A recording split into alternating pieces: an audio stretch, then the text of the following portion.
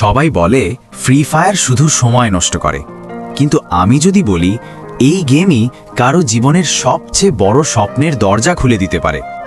এই গল্পটা আমাদের এই হিরোর, যার নাম ভিডিও শেষে বলবো। আর কেউ যদি জানো সে কে, তাহলে কমেন্টে তার নাম বলে যাও, যাকে তখন কেউ চিনত না। সে ছিল একদম সাধারণ পরিবারের ছেলে, বাবা দিনমজুর, মা গৃহিণী। বাড়িতে অনেক কষ্ট, কখনো ঠিকমতো খাবারও জুটত না।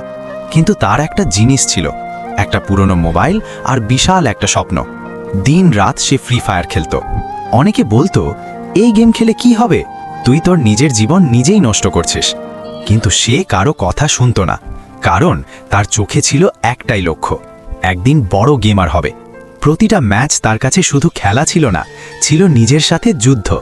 প্রতিটা হার তাকে ভেঙে দিত, আর প্রতিটা জয় তাকে নতুন করে স্বপ্ন দেখাতো।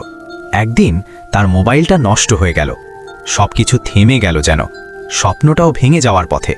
কিন্তু সে হার মানেনি, সে অন্যের মোবাইল নিয়ে খেলতে শুরু করলো।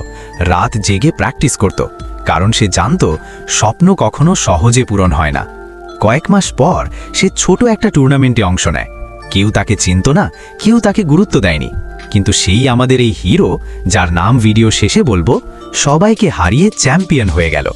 সেখান থেকেই শুরু, তার নাম ছড়িয়ে পড়তে লাগলো।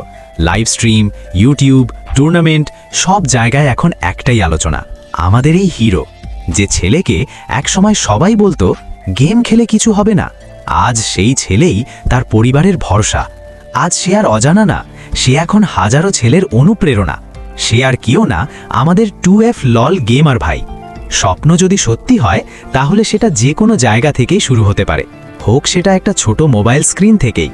যদি তুমি বিশ্বাস করো গেমিং দিয়েও জীবন বদলানো যায়, তাহলে এই গল্পটা মনে রাখো, কারণ পরের আমাদের এই হিরোটা হয়তো তুমি।